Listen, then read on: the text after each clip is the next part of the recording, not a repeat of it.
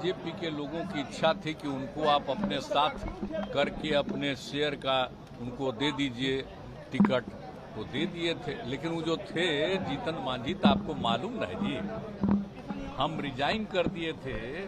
आपको याद है ना 14 की कहानी, लोकसभा के चुनाव के बाद, और हमने अपनी जगह उस व्यक्ति को बना दिया।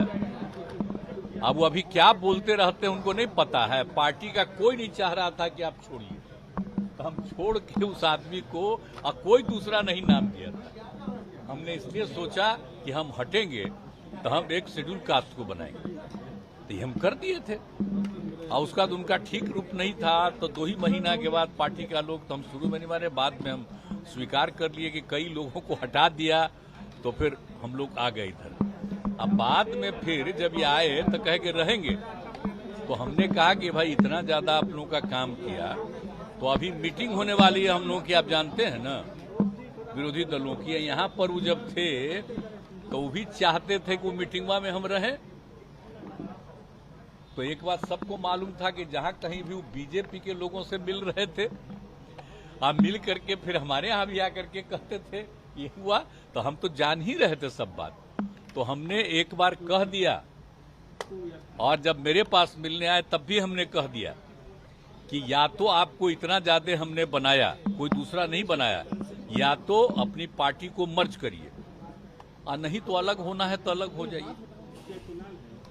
तो मर्ज नहीं किए, कहा कि ठीक है तो हम अलग हो जाते हैं, अलग हो गए, ठीक ही हुआ। तो उसी का देखिए जरूरी था। अभी 23 तारीख को मीटिंग है, तो सब पार्टी के लोग अपनी अपनी बात करेंगे। अगर ये लोग अंदर रहते तो जो कुछ भी बोलता वो सब बीजेपी को खबर होती। तो इसीलिए आप समझ लीजिए कि ये पहले ही किया, आप लोग जान लीजिए। तो इसीलिए हमने कह दिया था आप तो मर्ज करिए, नहीं तो अलग होइए, तो हो गए अलग। अब ठीक है हुआ। इसीलिए आप जानते हैं हम तो अपने कोटा के ना बना दिए थे उनको, तब फिर हम तो उसी तरह रत्नेश सदा को बनाए। अब रत्नेश सदा को आप लोग जानते ना जी, कब से हम रत्नेश सदा को हम जान रहे हैं। मीटिंग बुलाया, कहाँ गए, कब से हम जानते हैं। तीसरा टाइम तो हमको लगा कि वो तो ठीक ही है, तो इसी को हम बुला लिए। उसी दिन जब हो गया कि अब वो छोड़ देंगे तो हमने इसको बुला लिया,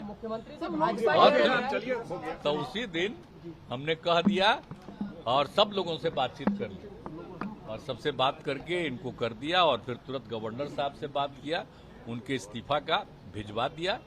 वो स्वीकार किए, बाहर थे लेकिन फिर भी स्वीकार किए। और तुरंत हम जो नया मंत्री बना उनका भी उसी दिन 13 को ही भेज दिए, तो उनका आ गया। और वो चूंकि बाहर थे तो आज के बारे में हो गया, और वही आज हुआ है।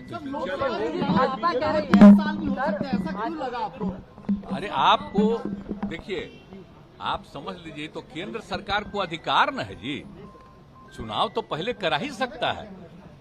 जिसको बहुमत है वो चाहे तो पहले भी चुनाव करा सकता है। तो हम लोग थे श्रद्धेय अटल जी के साथ, तो उन्हीं का पटिया लोग 3-4 महीना पहले चुनाव करा दिया था।